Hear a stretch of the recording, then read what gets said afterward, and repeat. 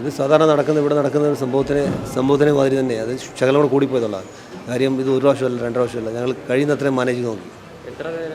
അവർ 10-12 പേരുണ്ടായിരുന്നു. 12 പേര് കൂടുതലുണ്ടായിരുന്നു.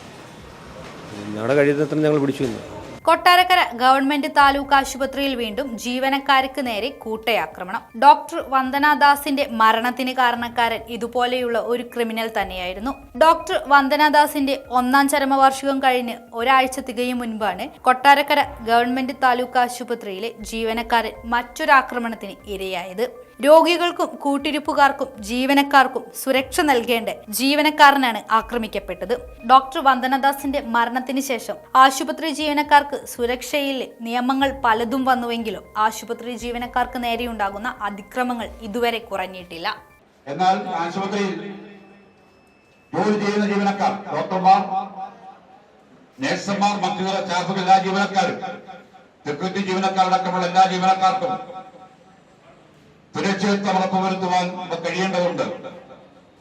അതിന് പറ്റിയ സെക്യൂരിറ്റിയാണ് ഇപ്പോൾ ഉള്ളത്. അവരെ കൂടി ആക്രമിക്കുന്ന സമീപനമാണ് സ്വീകരിച്ചത്. ഈ സാമൂഹ്യ വിരുദ്ധ പ്രവർത്തനം ഒരു കാരണവശാലും ഇതൊരു സംഘർഷമോ ഒന്നുമായി കണക്കാക്കാൻ വേണ്ടി കഴിയില്ല. സാമൂഹ്യ വിരുദ്ധന്മാർ നേരത്തെ ഇവിടെ പറഞ്ഞു, അത് യുദ്ധകാലത്ത് പോലും ആശുപത്രി ആക്രമിക്കാറില്ല. ആ കാലത്ത് ആശുപത്രിയിൽ പാതിരാത്രിയിൽ എല്ലാ രോഗികളും കൂട്ടിരിപ്പുകാരും ഉറങ്ങുന്ന സമയത്ത് ഇത്തരത്തിലുള്ള ആക്രമണം നടത്തിയ സാമൂഹ്യവിരുദ്ധന്മാർക്കെതിരായി കർശനമായ നടപടി കൈക്കൊള്ളുവാൻ ബന്ധപ്പെട്ട പോലീസ് അധികാരികളോട് ആവശ്യപ്പെട്ടുകൊണ്ട് ഈ പ്രതിഷേധ യോഗം ഔപചാരികമായി ഉദ്ഘാടനം ചെയ്തുകൊണ്ട് ഞാൻ എന്റെ വാക്ക് അവസാനിപ്പിക്കുന്നു. അഭിവാദനങ്ങൾ. വളരെ അധികം വേദനിപ്പിക്കുന്നതും നിരാശാജനകമായ ഒരു സംഭവമാണ് ഇന്നലെ രാത്രി വീണ്ടും നമ്മുടെ താലൂക്ക് ആശുപത്രിയിൽ ഇറങ്ങിയേറിയത്. ഡോക്ടർ വന്ദനദാസിന്റെ മരണത്തിന്റെ സ്മൃതി കഴിഞ്ഞ് ഒരു ആഴ്ച പോലും തികച്ചായിട്ടില്ല. വീണ്ടും സമാനമായ ഒരു സംഭവം തന്നെ. ഇപ്പൊ ഈ പറഞ്ഞ പോലെ ഈ ആക്രമിച്ചവരുടെ കയ്യിൽ ഒരു ആയുധം ഉണ്ടായിരുന്നെങ്കിൽ വീണ്ടും ഒരു വളരെ മോശമായ ഒരു സംഭവം അരങ്ങേറിയിരുന്ന ഒരു സാഹചര്യം തന്നെയാണ് ഇന്നലെ ഉണ്ടായിരുന്നത്. ഏകദേശം അതേപോലെ ഒരു അർദ്ധരാത്രി സമയവും വർദ്ധിച്ചു വരുന്ന ഈ ആശുപത്രി ആക്രമണക്കെതിരെ സത്യം പറഞ്ഞാൽ നമ്മൾ എന്തൊക്കെ നിയമ നിർമ്മാണം നടത്തിയിട്ടും അത് ശക്തീകരിച്ചിട്ടും അതിൽ യാതൊരു കുറവും കാണുന്നില്ല. കഴിഞ്ഞ ആഴ്ച നീണ്ടകരയിൽ ഒരു ലേഡി ഡോക്ടർ കരണത്തടിച്ച് ആ ഡോക്ടറിന്റെ കേൾവിക്ക് എന്തോ പ്രശ്നം ഉണ്ടാകുന്ന രീതിയിൽ ആക്രമണം ഉണ്ടായി. അതിനൊരു ദിവസം മുമ്പേ കോഴിക്കോട് ഒരു പ്രൈവറ്റ് ആശുപത്രിയിൽ ഒരു ഡോക്ടർ ഡ്യൂട്ടി കഴിഞ്ഞിറങ്ങിയപ്പോൾ കല്ലെടുത്ത് തലയ്ക്കടിക്കാൻ പോകുന്നു. അത് പിടിച്ചു മാറ്റിയപ്പം നിന്റെ മോനെ ഞാൻ കത്തിക്കുകയാണെന്നും പറഞ്ഞ് അയാൾ ഭീഷണി പിടിച്ചുകൊണ്ടു. ഈ സാഹചര്യത്തിൽ എങ്ങനെ ജോലി ചെയ്യുമെന്ന് പോലും നമുക്കറിയത്തില്ല. ഇത് ഒരു ഡോക്ടർമാർക്കെതിരെ എന്നല്ല, ആശുപത്രിയിലുള്ള എല്ലാ ജീവനക്കാർക്കെതിരെയും നടക്കുന്ന ഒരു സംഭവമാണ്. അതിന്റെ എല്ലാവർക്കും എതിരെയും ഉള്ള ശിക്ഷയും സമാനമായി തന്നെ മുന്നോട്ട് പോകണം. ആശുപത്രി സംരക്ഷണ വകുപ്പിൽ തന്നെ ഈ കേസ് മുന്നോട്ട് പോകണമെന്നും അതിൽ തക്കതായ ശിക്ഷ ഇതിലുള്ളവർക്ക് കിട്ടുമെന്നും KGMOI ഡോക്ടർമാരുടെ സംഘടന ഉറപ്പ് നൽകിയിട്ടുണ്ട്. ഇതിന് സമാനമായ ഒരു കേസ് ഓൾറെഡി ഹൈക്കോടതിയിൽ നടന്നുകൊണ്ടിരിക്കുകയാണ്. അപ്പൊ ഈ കേസ് ഇതിനെ റെഫറൻസ് ആയിട്ട് ആഡ് ചെയ്ത് തീർച്ചയായും എത്ര ശക്തിപ്പെടുത്താൻ പറ്റുമോ അത്രയും ശക്തിപ്പെടുത്തി തന്നെ ഇതിന്റെ കേസുമായി മുന്നോട്ട് പോകാൻ തന്നെയാണ് നമ്മുടെ ആശുപത്രിയുടെ സൈഡിൽ നിന്നും KGMOയുടെ സൈഡിൽ നിന്നും DM ഓഫീസിൽ നിന്ന് ഡെപ്യൂട്ടി DMO ഇങ്ങോട്ട് വരാമെന്ന് പറഞ്ഞിട്ടുണ്ട്. അദ്ദേഹം അവിടെ നിന്ന് പുറപ്പെട്ടിട്ടുണ്ട്. ഡോക്ടർ ശ്രീഹരി ഇങ്ങോട്ട് വരുന്നുണ്ട്. എല്ലാ രീതിയിലും നമുക്ക് തീർച്ചയായും എല്ലാ പിന്തുണയും സ്റ്റാഫിന് നൽകേണ്ടത് വളരെ അത്യാവശ്യമാണ്. ഇതിൽ തെറ്റ് ചെയ്തവർക്ക് ശിക്ഷ മേടിച്ചു കൊടുക്കുന്നതിന് അത്രയും തന്നെ തുല്യമാണ് നമുക്ക് ഈ ആശുപത്രി സ്റ്റാഫിന്റെ അവരുടെ ഒരു മൊറാലിറ്റി നമ്മൾ മെയിൻറ്റെയിൻ ചെയ്യാനുള്ളത്. അവർക്ക് കോൺഫിഡന്റ് ആയിട്ട് ജോലി ചെയ്യാൻ പറ്റിയില്ലെങ്കിൽ പിന്നെ അവരുടെ മുമ്പിൽ തലപൊക്കി നിൽക്കാൻ ഇത് നമുക്ക് ആർക്കും യാതൊരു അവകാശമില്ല.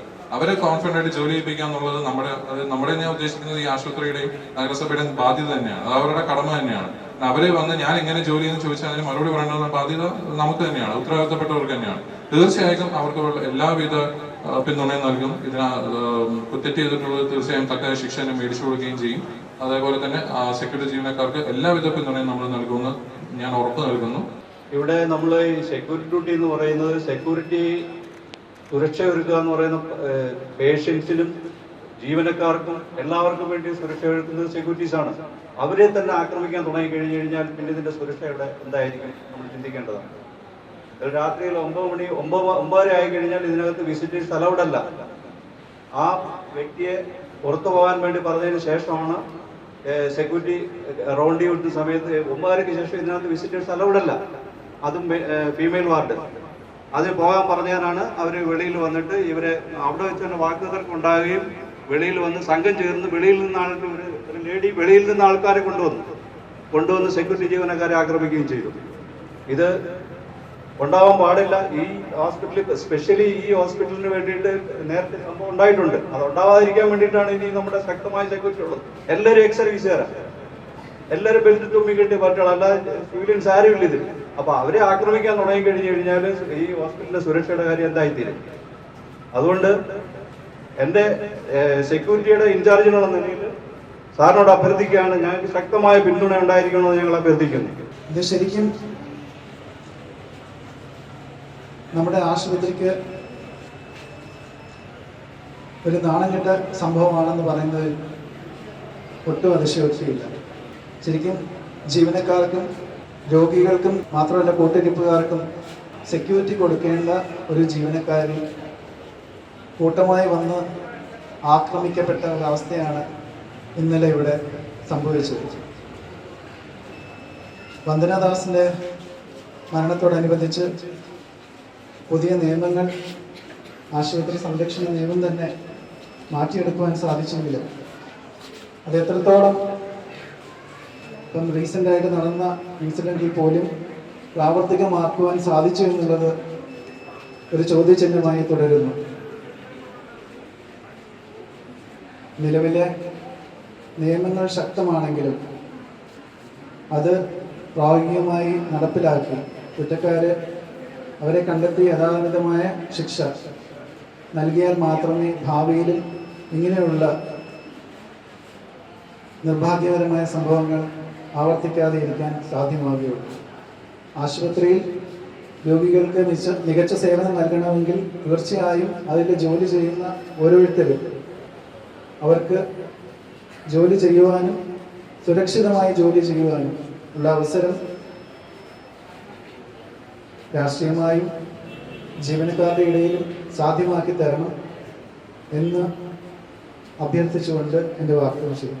നമുക്കറിയാം, നമ്മൾ ഇനി ഇതിനെപ്പറ്റി വിശദമായി ചർച്ച, അതായത് ഈ കാര്യത്തെപ്പറ്റിയുള്ള ചർച്ച ചെയ്യേണ്ട ആവശ്യമില്ല. എന്നാൽ കൂടി നമുക്കറിയാം, ഒരു വർഷം മുമ്പ് നമ്മുടെ ഡോക്ടർ വന്ദനാദാസ് മരണപ്പെട്ട നമ്മുടെ ഈ ഹോസ്പിറ്റലിൽ സെക്യൂരിറ്റി ജീവനക്കാർ ഏറ്റവും സ്ട്രോങ് ആയ ഒരു ടീമിനെ ഇവിടെ കൊണ്ടുവരണം എന്ന് ശക്തമായ ഒരു നിലപാടെടുത്തതിന്റെ പേരിലാണ് ഇപ്പോൾ ഉള്ള ഈ സെക്യൂരിറ്റി ജീവനക്കാർ ഇവിടെ വന്നിട്ടുള്ളത്.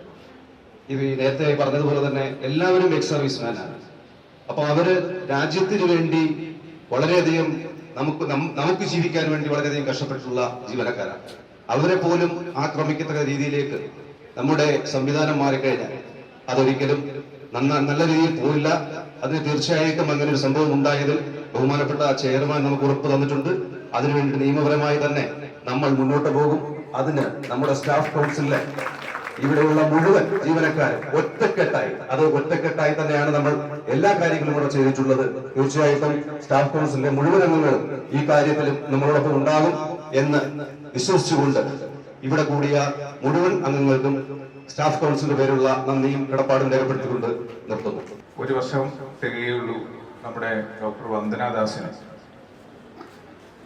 രക്തസാക്ഷിയായ ഒരു ഹോസ്പിറ്റലായി നമ്മുടെ സംസ്ഥാനത്തല്ല രാജ്യമൊട്ടാകെ നമുക്കാകെ തലകുനിച്ച് നിൽക്കേണ്ട ഒരു സാഹചര്യം ഉണ്ടായിരുന്നു. അവനവന് വേണ്ടിയല്ലാതെ അവരെന്നെ ജീവൻ കൊടുത്ത ഒരു രക്തസാക്ഷിയായി മാറിയ വന്ദനാദാസ്. അതേപോലെ ഈ ഹോസ്പിറ്റലിലെ എല്ലാ ജീവനക്കാരെയും രക്തസാക്ഷികളാക്കാനാണ് ഒരു കൂട്ടം ആളുകളുടെ ശ്രമമുണ്ട്. എനിക്ക് തോന്നുന്നു, ഞാൻ ഒരു 7 വർഷമായി ഇവിടെ ആശുപത്രിക്ക് വരും. 70ാമത്തെ പ്രതിഷേധമാണ്. 7 വർഷമായി നമ്മുടെ ജീവനക്കാർക്കെതിരെ ഉണ്ടായിട്ടുള്ള അക്രമത്തിനെതിരെ നടത്തിയിട്ടുള്ള 70ാമത്തെ പ്രതിഷേധമായിരിക്കും. അത് തെരുവിലിറങ്ങി പ്രതിഷേധിച്ചിട്ടുണ്ട്, ഹോസ്പിറ്റലിന്റെ മുന്നിൽ പ്രതിഷേധിച്ചിട്ടുണ്ട്. പക്ഷെ അതിനൊന്നും യാതൊരു ഫലവും ഉണ്ടാകാൻ പിന്നെയും രാത്രിയിൽ മദ്യപിച്ച് മതോന്മത്തന്മാരായി വന്നുകൊണ്ട് സ്ത്രീകളായിട്ടുള്ള സ്റ്റാഫ് നഴ്സുമാരെയും മറ്റു ജീവനക്കാരെയും ഉപദ്രവിക്കുന്നവരെ ഉള്ള സാഹചര്യം. ഇതിന് ബഹുമാനപ്പെട്ട ഗവൺമെന്റ് ഡോക്ടർ വന്ദനാദാസ് മരിച്ചപ്പോൾ ഒരു നല്ല നിയമം ഈ ആശുപത്രി ജീവനക്കാർക്ക് വേണ്ടി ഉടനടി ഒരു 3 ദിവസത്തിനകം ബഹുമാനപ്പെട്ട മുഖ്യമന്ത്രി വരെ ഇടപെട്ട് ഈ ആശുപത്രി ജീവനക്കാർക്ക് അനുകൂലമായ ഒരു ഉത്തരവിറക്കിയിട്ടുണ്ട്. ആ ഉത്തരവിന്റെ അടിസ്ഥാനത്തിൽ ഇനി മേലാൽ ഈ ജീവനക്കാർക്കെതിരെ ഒരാളും യാതൊന്നും ചെയ്യാത്ത രീതിയിലുള്ള മാതൃകാപരമായ ശിക്ഷ നൽകുന്ന വിധത്തിലുള്ള നടപടി സ്വീകരിക്കണമെന്ന് മാത്രമാണ് എനിക്ക് ഈ അവസരത്തിൽ സൂചിപ്പിക്കുന്നത്.